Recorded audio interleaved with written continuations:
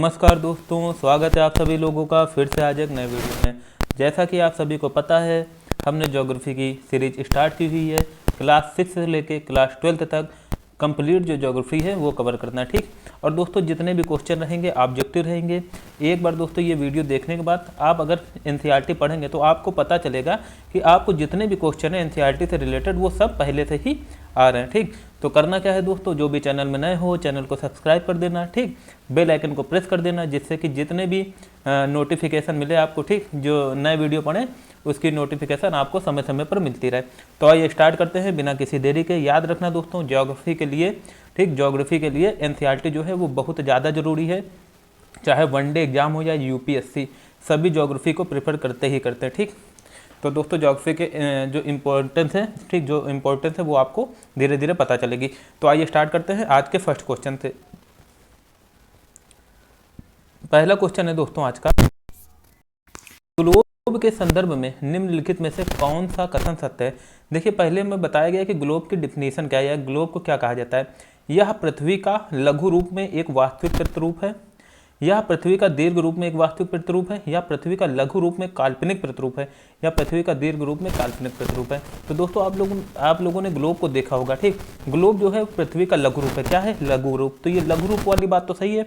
और आप देखेंगे जो ग्लोब है वो सेम हूबहू जो है वो पृथ्वी की तरह ही बना है, ठीक, पृथ्वी की तरह ही बना रहता है। तो दोस्तों वो क्या है? वास्तविक प्रतिरूप भी है। तो याद रखना, अगर ग्लोब की बात की जाए तो वह पृथ्वी का लघु रूप में एक वास्तविक प्रतिरूप। क्लियर हो गया इतना? अब चलते हैं नेक्स्ट क्वेश्चन पे।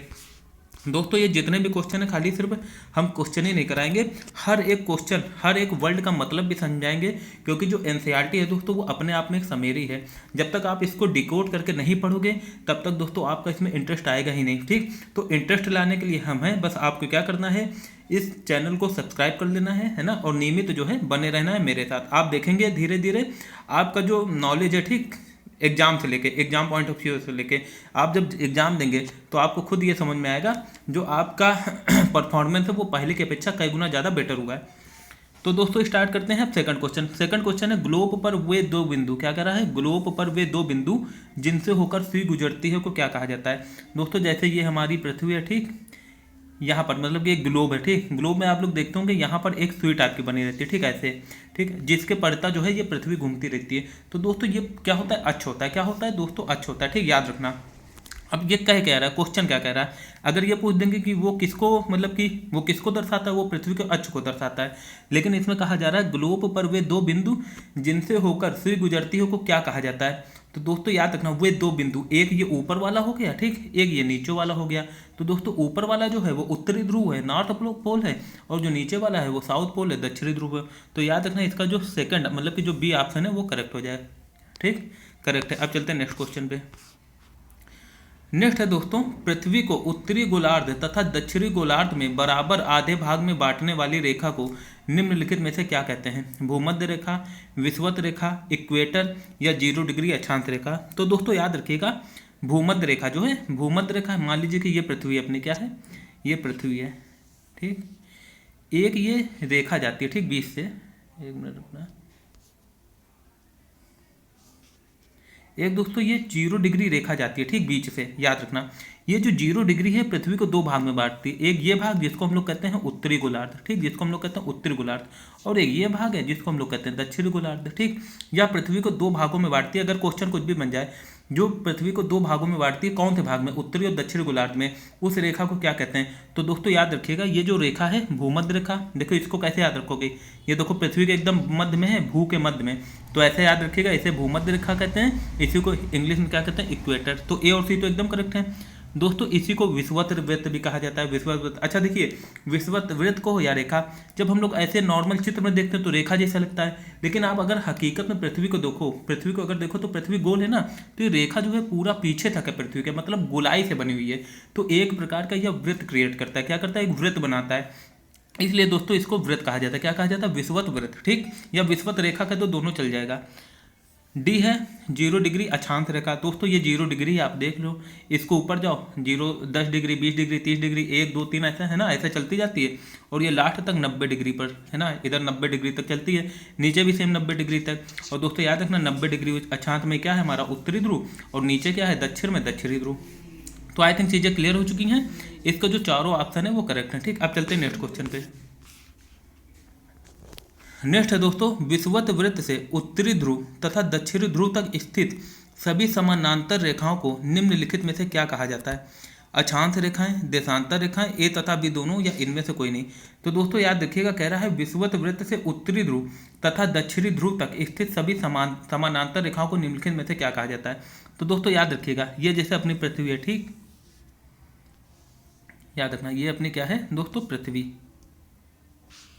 ये एक बीच से रेखा खींची है जिसको हम लोग 0 डिग्री कहते हैं। ये भी क्या है दोस्तों, अक्षांश रेखा। ठीक, याद रखना, इसको इंग्लिश में कहते हैं लेटीट्यूड। क्या कहा जाता है दोस्तों? लेटीट्यूड। ठीक, याद रखना, मतलब कि जितनी भी लेटी लेटी रेखाएं हैं, ठीक, लेटी लेटी रेखाएं, ये दोस्तों क्या होती हैं? ये होती हैं लेटीट्यूड। क्या होती हैं? लेटीट्यूड होती हैं। ठीक, याद रखना, लेटी लेटी लेटीट्यूड, इन्हीं को कहते हैं अक्षांश रेखा। अच्छा, क्या ये होती क्या है? देखिए यहाँ पर एक वर्ड आया है समानांतर, क्योंकि जब हम लोग पढ़ रहे हैं तो हर वर्ड का मतलब समझेंगे। समानांतर किसे कहते हैं? मतलब कि ऐसी दो रेखाएं जो आगे जाके एक में ना मिले। जैसे मान लीजिए कि एक रेखा ये जा रही है, ठीक, एक मान लीजिए जैसे कि, एक मिनट बता रहे भी, मान लीजिए कि एक रेखा ये जा रही है, ऐसे जा रही है, ठीक, और एक रेखा ऐसे चली आ रही है, ठीक। अब ये देखो दोनों मिल गया कि ना आगे से, तो दोस्तों ये समानांतर नहीं हुई। समानांतर का मतलब है दोस्तों क्या? समानांतर का मतलब है कि जैसे एक रेखा ये ऐसे जा रही है सीधे, है ना, और दूसरी ऐसे जा रही है, ये सीधे चली जाए। अब ये चाहे आगे जितनी भी चली जाए दोस्तों अनंत तक, ये कभी जो है मिलेंगी नहीं, ठीक, ये मिलेगी नहीं। ठीक, याद रखना आप लोग, ये जो रेखाएं हैं ये मिलेगी नहीं। ठीक, याद रखना। तो यही है दोस्तों, ये जितनी भी रेखाएं हैं आप देखना पृथ्वी पर जो लेटी लेटी हैं, जिनको अक्षांश रेखाएं कहते हैं, ये एक दूसरे के समानांतर हैं। क्या है दोस्तों? समानांतर। ठीक, जो कि जो देशांतर रेखाएं हैं जिसको हम लोग लॉन्गिट्यूड कहते हैं वो नहीं है। तो इतना क्लियर हो चुका।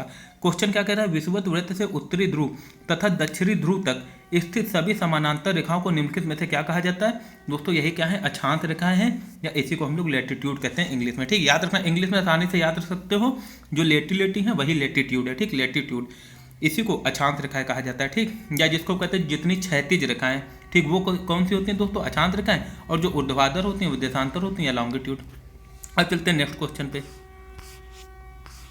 नेक्स्ट है दोस्तों, विषुवत वृत्त निम्नलिखित में से किस अक्षांश को दर्शाती है? दोस्तों अभी अभी हमने बात किया था, क्या बात किया था? ये है अपनी पृथ्वी, बीच में क्या है? 0 डिग्री रेखा, जिसको विषुवत वृत्त कहते हैं, इक्वेटर कहते हैं, भूमध्य रेखा कहते हैं। यही जो है दोस्तों 0 डिग्री रेखा, मतलब ये जो 0 डिग्री रेखा है ये किसको दर्शाती है? विषुवत वृत्त को। ठीक, तो याद रखना ऑप्शन जो सी है वो करेक्ट हो जाएगा। ठीक, अब चलते हैं नेक्स्ट क्वेश्चन पे। नेक्स्ट है दोस्तों, 23.5 डिग्री उत्तरी अक्षांश रेखा को निम्नलिखित में से क्या कहा जाता है? देखिए इसकी बात किया जा रहा है। ठीक, 23.5 डिग्री, ठीक, इसकी बात कर रहे हैं 23.5 डिग्री की। ठीक, याद रखना। अच्छा, ये कहाँ बनती है? जैसे मान लो ये पृथ्वी है, ठीक, अपना सिंपल सी बात है, यहाँ पर 0 डिग्री है, 0 डिग्री से 90 डिग्री तक यहाँ है, 90 डिग्री तक यहाँ है, तो सिंपल सी बात है 23.5 डिग्री यहाँ पर कहीं बनेगी आके। ठीक, यहाँ पर कहीं बनेगी आके। तो दोस्तों याद रखना, ये जो उत्तर में बनती है, देखिए 0 डिग्री के ऊपर उत्तरी गोलार्ध है और नीचे दक्षिणी गोलार्ध। तो जो दोस्तों उत्तरी गोलार्ध में बनती है 23.5 डिग्री रेखा, ठीक, उत्तरी रेखा, इसको हम लोग कहते हैं कौन सी रेखा? कर्क रेखा। ठीक, याद रखना, इसको क्या कहते हैं दोस्तों? कर्क रेखा। याद रखना, ये क्या है? कर्क रेखा। याद रखना, मतलब या इसी को इंग्लिश में हम लोग कहते हैं ट्रॉपिक ऑफ कैंसर। क्या कहते हैं? Tropic of cancer. आप लोग याद रखना, क्या कहते हैं? Tropic of cancer. ठीक, याद रखना आप लोग। तो दोस्तों आई थिंक ये चीज़ क्लियर हो चुकी है। मतलब ये जो 23.5 डिग्री ऊपर की होती है, उत्तरी गोलार्ध वाली। ठीक, जैसे ये पृथ्वी अभी हमने बात की, ये पृथ्वी है, ये जो ऊपर, ये तो बीच की 0 डिग्री होगी। ये जो दोस्तों ऊपर बनती है 23.5 डिग्री में, ये होती है कर्क रेखा। और जो 23.5 डिग्री साउथ में बनती है वो दोस्तों होती है कौन सी रेखा? वो होती है मकर रेखा। ठीक, याद रखना, ये भी अब आगे आएगा, हम लोग समझते हैं। नेक्स्ट दोस्तों, 23.5 डिग्री दक्षिणी अक्षांश रेखा को निम्नलिखित में से क्या कहा जाता है? वही बात आगे जो कि अभी हम कर रहे थे। ठीक, मकर रेखा कहते हैं। ठीक, ये पृथ्वी अपनी, एक मिनट थोड़ा सा, ये पृथ्वी है। ठीक, ये 0 डिग्री,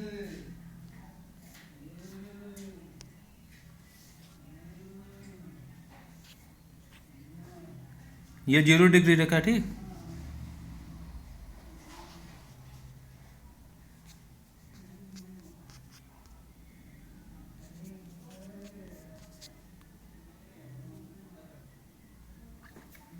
ठीक, ठीक है ना दोस्तों। देखिए ये जो ऊपर वाली है ये कर्क रेखा है, और जो ये साउथ में सारे देश इसको मकर रेखा कहते हैं। ठीक, याद रखना, तो इसका ऑप्शन करेक्ट हो जाएगा मकर रेखा। ठीक,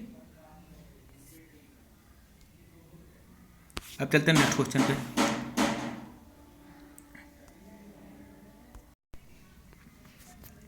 नेक्स्ट है दोस्तों, कर्क रेखा से मकर रेखा के बीच के क्षेत्र को क्या कहते हैं? उष्णकटिबंध क्षेत्र, शीतोष्ण कटिबंध, उत्तरी शीतोष्ण कटिबंध क्षेत्र, उत्तरी शीत कटिबंध क्षेत्र या शीत कटिबंध क्षेत्र। तो दोस्तों याद रखिएगा, ये हम लोग ने समझ लिया क्या है। ये कौन सी दोस्तों रेखा? 23.5 डिग्री ऊपर कर्क रेखा है, ठीक, उत्तर में। और जो 23.5 डिग्री नीचे है, ये कौन सी रेखा है दोस्तों? ये रेखा कौन सी? ये है मकर रेखा, ठीक, याद रखना। ये कौन सी रेखा है? ये है मकर रेखा, ठीक, क्लियर हो चुका है इतना। तो दोस्तों ये जो इसके बीच का क्षेत्र पूरा, ये इसको हम लोग क्या कहते हैं? उष्णकटिबंध क्षेत्र। कौन सा कहते हैं? उष्णकटिबंध क्षेत्र, ठीक, याद रखना। ये कौन सा क्षेत्र? उष्णकटिबंध क्षेत्र, ठीक, याद रखना। अब इसके बाद दोस्तों क्या होता है, मान लीजिए कि जो 23.5 डिग्री से 66.5 डिग्री के बीच में, ऊपर और नीचे दोनों, ठीक, जो 23.5 डिग्री से 66.5 डिग्री के बीच का जो होता है क्षेत्र, उसको हम लोग कहते हैं क्या दोस्तों? उसको हम लोग कहते हैं शीतोष्ण कटिबंध, ठीक। और जो 66.5 डिग्री से 90 डिग्री के बीच का क्षेत्र होता है, उसको हम लोग शीत कटिबंध कहते हैं। देखिए ऐसे समझ लीजिए, ये बीच में क्या है? ये 0 डिग्री कौन सी है दोस्तों? हमारी कौन सी रेखा है? 0 डिग्री, ठीक, अच्छा, अक्षांश रेखा। फिर दोस्तों ये दोस्तों एक 23.5 डिग्री हो गई, ठीक, ये भी अक्षांश रेखा है। सेम जो जितनी दोस्तों ऊपर है वहीं नीचे भी होंगी, ठीक, बस नाम बदलते जाएंगे। ये कर्क होगी ऊपर वाली, नीचे वाली मकर। फिर दोस्तों कौन सी है? 66.5 डिग्री एक रेखा।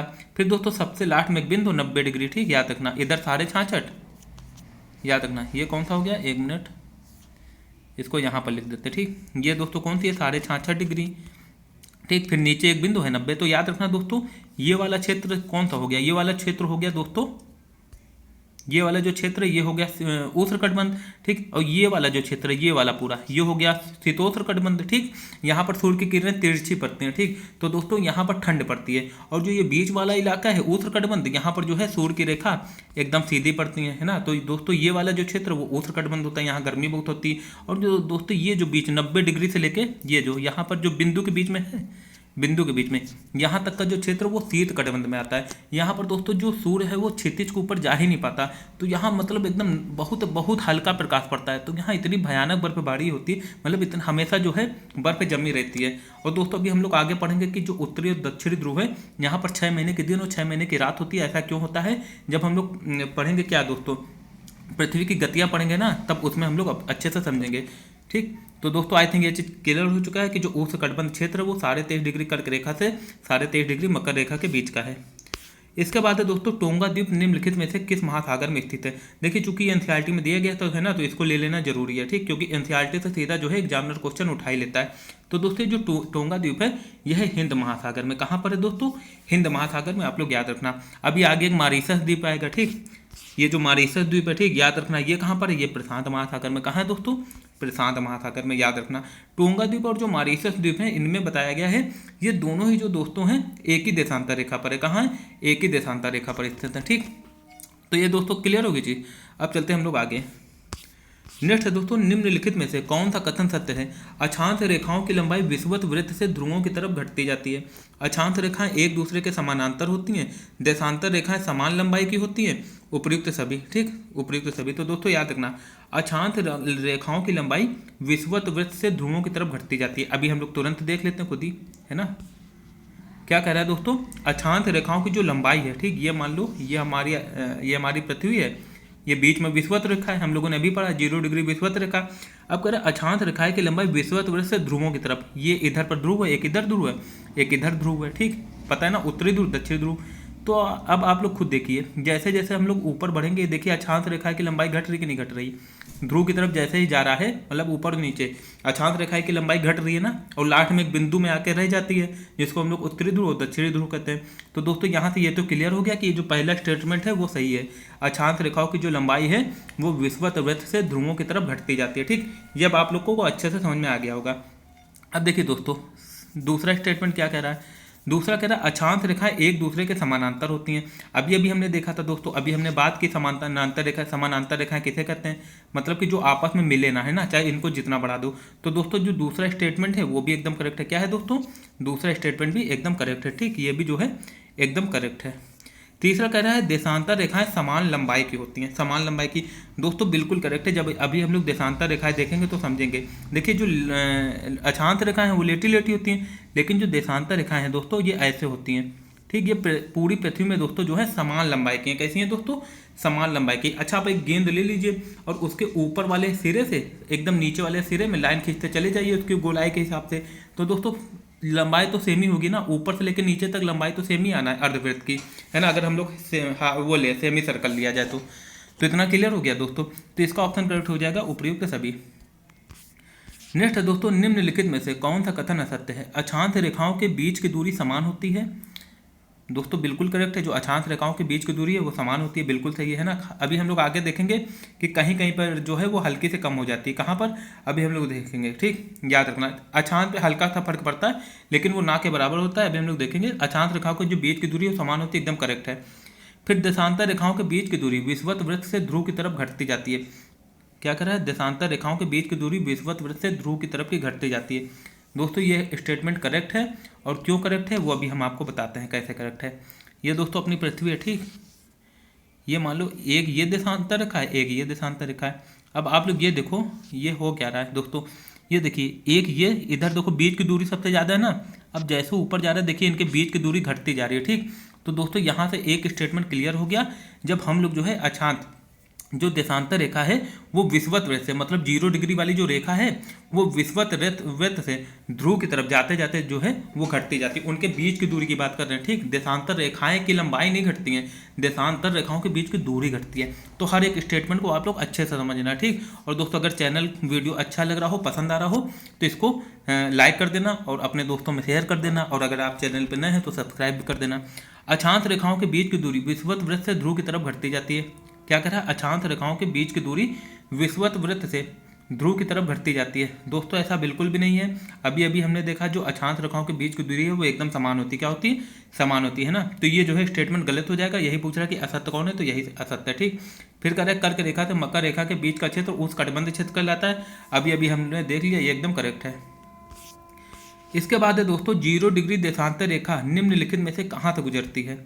लंदन के ग्रीनिच से। दोस्तों एकदम करेक्ट है, जो 0 डिग्री देशांतर रेखा है ये जो ऐसे जाती है, ठीक। ये दोस्तों कहाँ से गुजरती है? ये गुजरती है दोस्तों लंदन के ग्रीनिच से, याद रखना लंदन के ग्रीनिच से गुजरती है। अभी हम लोग ये भी देखेंगे कि कैसे जो है हमारा जो देश है वो 5.5 घंटे आगे है लंदन से। क्यों आगे?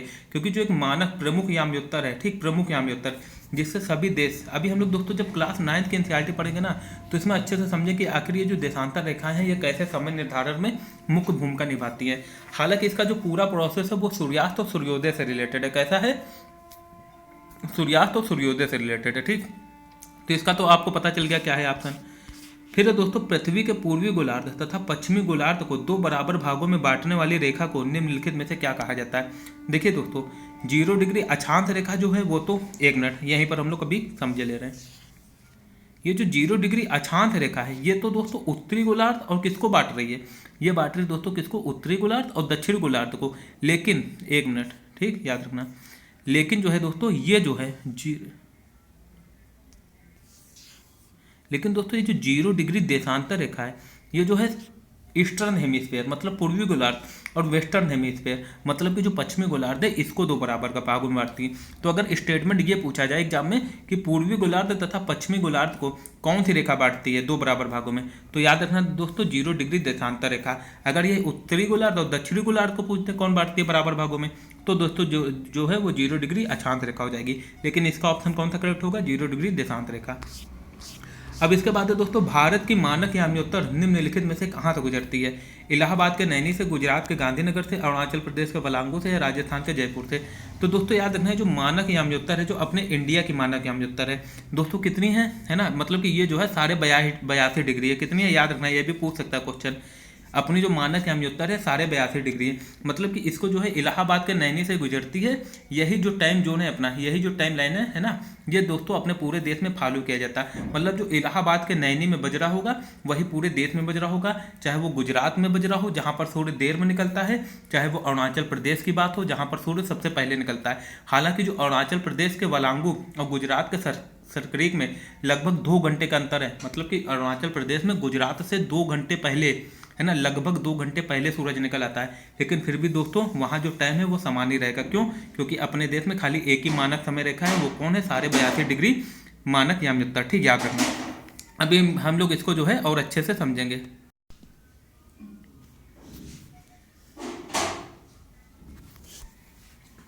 तो दोस्तों इतना क्लियर हो गया, इलाहाबाद के नैनी से निकलती है। अब चलते हैं नेक्स्ट दोस्तों, भारत की मानक यामयुक्ता रेखा कौन सी है? तो दोस्तों अभी हमने बात की कौन सी है, 82.5 डिग्री। याद रखना क्या है, 82.5 जो डिग्री है वो मानक यामयुक्ता है, ठीक, अपने देश की, अपने इंडिया की, ठीक। लेकिन अगर पूरे वर्ल्ड की अगर बात की जाए, मतलब कि पूरी पृथ्वी की बात की जाए, जो उसकी प्रमुख यामयुक्ता है वो कौन सी है, 0 डिग्री, ठीक। 0 डिग्री जो देशांतर रेखा है, जो कि लंदन के ग्रीनिच से निकलती है। लेकिन अपनी जो देश मानक यामयुक्ता है वो दोस्तों इलाहाबाद के नैनी से निकलती है, और कितनी है, 82.5 डिग्री। अब चलते हैं नेक्स्ट क्वेश्चन पे। नेक्स्ट क्वेश्चन है दोस्तों, सूर्य के द्वारा बनने वाली परछाई के संदर्भ में निम्नलिखित में से कौन सा कथन असत्य है? दोपहर में छोटी बनती है, बिल्कुल दोस्तों। आप लोग देखो दोपहर में जो परछाई है वो एकदम छोटी बनती है, ठीक। जब सूरज जब हमारी जो है वो एकदम सीध में रहता है, मतलब कि सर पर रहता है, तो दोस्तों जो परछाई वो एकदम छोटी बनती है। सूर्योदय के समय लंबी बनती है, सूर्योदय के समय लंबी बनती है, ये भी एकदम करेक्ट है। सूर्यास्त के समय छोटी बनती है, ये गलत है दोस्तों। सूर्योदय और सूर्यास्त दोनों जो समय है वो लंबी बनती है, ठीक। डी वाला करेक्ट है ना, मतलब ए बी और डी सही है, सी वाला जो ऑप्शन है वो गलत है, ठीक। जो कि क्वेश्चन पूछ रहा है इस अकॉर्डिंग ऑप्शन जो सी है वो सही हो जाएगा, मतलब कि जो सी कह रहा है वो कथन असत्य है, ठीक। नेक्स्ट कह रहा है दोस्तों, पृथ्वी अपने अक्ष के पड़ता किस दिशा में घूमती है? पूरब से पश्चिम, उत्तर से दक्षिण, दक्षिण से उत्तर, या पश्चिम से पूरब? तो दोस्तों याद रखिएगा, जो पृथ्वी है वो पश्चिम से पूरब घूमती है। यही रीजन है कि सबसे पहले जो मतलब कि जो हमारे यहाँ जो सूरज है वो कहाँ से निकलता है, वो निकलता है दोस्तों, कैसे निकलता है, वो निकलता है पूरब में। क्यों, देखिए दोस्तों, मान लीजिए ये सूरज है, ठीक, और जो अपनी पृथ्वी है वो ऐसे घूम रही है, ऐसे घूम रही है, ठीक। तो सबसे पहले वो इधर, अब जो इधर पश्चिम से पूरब घूम रही है, तो सूरज सबसे पहले कहाँ पर दिखेगा, पूरब में ही तो दिखेगा, है ना, जिस हिसाब से अपने यहाँ दिशा निर्धारण की गई है। तो दोस्तों याद रखना, क्या याद रखोगे, पश्चिम से पूरब अपनी जो पृथ्वी का रोटेशन है, ठीक। याद रखना ये क्या है, ये रोटेशन है, रेवोल्यूशन की बात नहीं हो रही है, पश्चिम से पूरब घूमती है, ठीक। याद रखना, इसका ऑप्शन करेक्ट हो जाएगा, ऑप्शन डी। फिर है दोस्तों, पृथ्वी 24 घंटे में अपने अक्ष पर कितने डिग्री घूम जाती है? 90 डिग्री, 180 डिग्री, 270 डिग्री, या 360 डिग्री? भैया पूरा घूमने का मतलब क्या है, पूरा एक गोला घूम लेना, मतलब कि पूरा जो है एक सर्कल पूरा कर लेना, गोला घूम लेना। तो दोस्तों सिंपल सी बात है, 360 डिग्री होगा, है ना, जो तो एकदम बच्चों वाली चीज़ें थी, है ना, ज़्यादा इसमें कुछ समझने की नीड नहीं है। फिर दोस्तों, पृथ्वी 4 मिनट में कितने डिग्री घूम जाती है? भैया देखो, अब आप सभी को पता है अपनी जो पृथ्वी है वो मतलब कि एक जो अपना अक्ष के पड़ता कितनी देर में घूम लेती है। देखिए जो अपने पृथ्वी, देखिए सूर्य के चारों ओर तो 365 दिन में एक चक्कर लगाती है, लेकिन अपने अक्ष के पड़ता जैसे कि लट्टू घूमता है, मतलब कि अगर पृथ्वी को लट्टू की तरह घुमाया जाए तो वो एक चक्कर, है ना, एक रोटेशन करने में कितना टाइम लेगी? तो दोस्तों वो लेती कितनी, 24 घंटा। अभी आप लोग अच्छे से समझना कितना लेता है, 24 आवर्स जो है वो पृथ्वी लेती है, ठीक, 24 आवर्स। अब देखिए याद रखिए, घूमना कितना है, 360 डिग्री, ठीक, 360 डिग्री, है ना, और 24 आवर में ये 360 डिग्री घूमती है, तो इसको 24 से भाग कर दो तो दोस्तों कितना आ जाएगा, 24 एकम 24, 24 पंजे 120, मतलब कि जो 15 डिग्री है, ठीक। याद रखना, मतलब कि ये कहने का मतलब ये हुआ 24 घंटे में 360 डिग्री घूम रही है, तो एक घंटे में कितने डिग्री घूम जाएगी, 15 डिग्री। एक घंटे में जब 15 डिग्री घूम रही है तो सिंपल सी बात है, एक घंटे में होते हैं 60 मिनट, 60 मिनट को 15 से डिवाइड कर दो, कितना आ जाएगा, 4 डिग्री। मतलब कि जो एक मिनट में है वो पृथ्वी कितना घूम जाती है, 4 डिग्री, ठीक। याद रखना, एक मिनट में पृथ्वी कितना घूम जाती है, 4 डिग्री। आई थिंक ये चीज़ें यहाँ पर क्लियर हो चुकी होंगी। अब चलते हैं नेक्स्ट क्वेश्चन पे। नेक्स्ट दोस्तों, भारत में सूर्योदय सबसे पहले कहाँ पर होता है? जम्मू कश्मीर, तमिलनाडु, गुजरात या अरुणाचल प्रदेश? दोस्तों गुजरात में तो सबसे बाद में होता है, अरुणाचल प्रदेश में सबसे पहले होता है। अभी हमने बात की, क्यों, क्योंकि अपनी जो पृथ्वी है वो पश्चिम से पूरब घूम रही है। नेक्स्ट दोस्तों, भारत का समय ग्रीनिच के समय से कितना आगे है? 2 घंटे 30 मिनट, 3 घंटे 30 मिनट, 5 घंटे 30 मिनट। अच्छा देखिए दोस्तों, अभी हमने क्या किया, 1 डिग्री का मतलब क्या है, 1 डिग्री का मतलब कितना हुआ, 4 मिनट हुआ। अभी हमने निकाला 1 डिग्री का मतलब है कितना, 4 मिनट, ठीक। अब कह रहा है कि भारत का जो समय है वो ग्रीनिच से कितना आगे है, 5 घंटे 30 मिनट आगे, कितना है, 5 घंटे 30 मिनट। अब ये कैसे आगे ये समझते हैं। भैया ये मान लो ये अपनी पृथ्वी है, यहाँ से जो है 0 डिग्री देशांतर निकली है लंदन के ग्रीनिच से, और दोस्तों अपनी मानक यामयुत्तर क्या है, वो है 82.5 डिग्री। और दोस्तों याद रखना कितना है, 82.5 डिग्री ईस्ट, मतलब पूर्वी गोलार्ध में है ये। हम लोग कहाँ पर हैं, पूर्वी गोलार्ध में, 82.5 डिग्री ईस्ट, है ना। अब याद रखना, और आगे क्यों है, क्योंकि देखो पश्चिम से पूरब घूम रही है ना पृथ्वी, तो हम लोग जो है अगर हमने 0 डिग्री को मान लिया है माना कि हम उत्तर, तो सिंपल सी बात है हम लोग पीछे होंगे, ठीक। मतलब कि हम लोग आगे होंगे। अगर मान लीजिए कि यही जो 0 डिग्री है अमेरिका के पीछे कहीं माना जाता है ना, तो दोस्तों हम लोग शायद पीछे होते हैं, ना, अमेरिका का टाइम आगे माना जाता है ना, ये सब जो है हो सकता है, ठीक। जो मतलब कि अमेरिका से थोड़े आगे देश हैं उनका टाइम आगे माना जाता है। फिलहाल हम लोग अभी ये समझते हैं अपना देश 5.5 घंटे कैसे आगे। देखिए 0 डिग्री है, ठीक, लंदन का ग्रीनिच। और जो ये अपनी मानक जम उत्तर है ये कितनी 82.5 डिग्री। अब देखिए हम लोग कितना आगे हैं लंदन के ग्रीनिच से 82.5 डिग्री। अब देखिए हम क्या बताना चाह रहे हैं, 1 डिग्री मतलब 1 डिग्री का मतलब कितना निकला, 1 डिग्री में जो पृथ्वी है 4 मिनट, 1 डिग्री का मतलब हमने अभी मान निकाला था 4 मिनट निकला था, 1 डिग्री मतलब कितना निकला 4 मिनट, ठीक। अब देखिए दोस्तों 1 डिग्री 4 मिनट निकला। अब यहाँ पर बात की जा रही है 82.5 डिग्री की, ठीक, कितनी 82.5 डिग्री की। तो दोस्तों सिंपल सी बात है, 82 इंटू 4 करो कितना आ जाएगा, 82 इंटू 4 करोगे जब तो आएगा 328, कितना आ जाएगा 328। और ये जो हाफ है इसका ले लो, 4 का हाफ ले लो, 2 प्लस 2 जोड़ दो कितना आ जाएगा 330, ठीक, 330 आया। अब जब 330 को आप आवर में कन्वर्ट करोगे तो 300 मिनट पूरा पूरा 5 आवर हो गया, और जो 30 मिनट है वो आधा घंटा हो गया, ठीक। तो याद रखना इस हिसाब से जो अपनी पृथ्वी है वो लंदन के ग्रीनिच से कितना आगे है, 5.5 घंटे आ गया, ठीक। चीज़ें क्लियर हो रही है ना। फिर देखिए क्या कह रहा है, शीत कटबंध किसके नज़दीक पाया जाता है, ध्रुवों के, विषुवत के, कर्क रेखा के या मकर रेखा के। तो दोस्तों याद रखना जो शीत कटबंध है वो ध्रुवों के पास पाया जाता है, किसके पास, ध्रुवों के पास पाया जाता है, ठीक। अभी हमने बात की थी, क्या बात की थी, ये 0 डिग्री है, ठीक, ये 23.5 डिग्री, इसके बीच में उष्ण कटबंध। फिर दोस्तों 66.5 डिग्री, ये वाला जो एरिया है 23.5 से 66.5 डिग्री के बीच शीतोष्ण कटबंध। फिर दोस्तों सबसे ऊपर क्या है, पोल है, ध्रुव है, ध्रुव से लेके और 66.5 डिग्री से लेकर जो ध्रुवों तक का जो क्षेत्र है वो दोस्तों किस में आता है, शीत कटबंध। तो हम लोग कह सकते हैं कि जो शीत कटबंध है मतलब कह सकते हैं यही है, ही जो शीत कटबंध है वो ध्रुवों के सबसे पास होता है, ठीक, याद रखना। अब चलते हैं नेक्स्ट क्वेश्चन पे। दक्षिण ध्रुव स्थित है उत्तरी गोलार्ध में। भैया दक्षिण ध्रुव की बात करें तो दक्षिणी गोलार्ध में ही होगा, है ना, ये तो एकदम बच्चों जैसी चीज़ थी। फिर है दोस्तों ग्रिड किसका जाल है, कर्क रेखा तथा मकर रेखा का। भैया कर्क रेखा मकर रेखा एक कहाँ से जाल बना देगी, उत्तर ध्रुव तथा दक्षिणी ध्रुव का। भैया वो तो एक पॉइंट है, वो जाल कहाँ से बनाएगी, इनमें से कोई नहीं। दोस्तों जो ए है वो सही है, क्यों दोस्तों, अभी हम लोग देखो कैसे अब समझते हैं। ये देखिए क्या है दोस्तों, ये जितनी है ये अक्षांत रेखाएं, क्या है, अक्षांत रेखाएं, ठीक। ये दोस्तों जो है ये है देशांतर रेखाएं, क्या है दोस्तों, देशांतर रेखाएं। अब देखो एक जाली टाइप की बन गई। तो अब आप लोग कह सकते हो अच्छे से कि जो ग्रिड है वो किसका जाल है, अक्षांत तथा देशांतर रेखाओं का, ठीक, ये एकदम करेक्ट हो गया। अब चलते हैं नेक्स्ट क्वेश्चन पे। नेक्स्ट है दोस्तों रूस में कितने मानक समय को अपनाया गया है। तो दोस्तों याद रखिएगा रूस में 11 मानक समय को अपनाया गया है। कितने मानक समय को, 11 मानक समय को अपनाया गया। अच्छा देखिए अपने खाली देश में सिर्फ 1 मानक समय, लेकिन रूस में 11 मानक समय। क्यों, क्योंकि जो रूस है रूस का क्षेत्रफल बहुत ज़्यादा है। अगर वहाँ पर 1 मानक समय रख दिया जाए ना तो पता चला कहीं पर जो है वो सूर्य जो है वो निकल रहा है 4 बजे। अगर अपने देश की तुलना की जाए, अपने देश के टाइम के हिसाब से चला जाए, कहीं सूर्य निकल रहा है 4 बजे और पता चला कहीं पर जो है वो सूर्य निकल रहा है 1 बजे दोपहर में, कहीं 4 बजे सवेरे निकल रहे, तो कितना ज़्यादा डिफरेंस आ जाएगा। तो दोस्तों वहाँ पर जो है मजबूरी है, क्या मजबूरी है, वहाँ पर जो है 11 मानक समय को बनाना ही पड़ा, ठीक, याद रखना। रूस में कितने हैं, 11 मानक समय, क्योंकि उसका जो क्षेत्रफल है बहुत बड़ा है। यहाँ तक कि आप सभी को पता होगा रूस जो है क्षेत्रफल की दृष्टि से विश्व का पहला स्थान है, क्षेत्रफल की दृष्टि से पहला स्थान है, कैसा, वर्ल्ड में। अब चलते हैं नेक्स्ट क्वेश्चन पे। तो दोस्तों बस इतना ही था आज, 26 क्वेश्चन हो गए, ठीक दोस्तों, आज इतना था। जितना भी मतलब इस चैप्टर में पूछा गया था वो सारे क्वेश्चन कवर कर लिए गए हैं। कुछ अपनी तरफ से भी हमने पूछ लिया है जो कि इंपॉर्टेंट हो सकते थे। तो दोस्तों जिसको भी ये वीडियो अच्छा लगा हो वो क्या करना दोस्तों, वीडियो को शेयर कर देना। इससे अच्छा दोस्तों हो गया क्या, शेयर करने से, लाइक करने से, आपके सब्सक्राइब करने से हमारे वीडियो की रीच बढ़ेगी। रीच बढ़ेगी तो दोस्तों हमारा जो वीडियो है और भी लोगों तक पहुँचेगा, और लोगों तक पहुँचेगा तो दोस्तों थोड़ा फाइनेंशियल भी हमको हेल्प हो जाएगी। तो दोस्तों और भी अच्छे से जो हम आपकी स्टडी को और अच्छे से मतलब कि और आसान बना सकते हैं। और मेरा मकसद यही है दोस्तों, मेरा मकसद यही है कि आपकी जो स्टडी है उसको आसान बनाना, ठीक। तो दोस्तों जल्द से जल्द आप जो हमारा चैनल है दोस्तों उसको ग्रो कराने में मदद कीजिए। दोस्तों हम आपका साथ जो है बिल्कुल नहीं छोड़ेंगे, लास्ट जो है साथ देंगे आपका। तो दोस्तों आज के लिए इतना ही, कल फिर मिलते हैं एक नए वीडियो के साथ, ठीक। ये जो ज्योग्राफी के NCERT है, जब तक दोस्तों 12th तक पूरी सीरीज कंप्लीट नहीं हो जाती तब तक जो है डेली वीडियो आता रहेगा, ठीक। तो आज के लिए दोस्तों इतना ही, कल फिर मिलेंगे नए वीडियो के साथ। तब तक के लिए आप लोग अपना अच्छे से पढ़िए और अपना अच्छे से ख्याल रखिए। Thank you so much.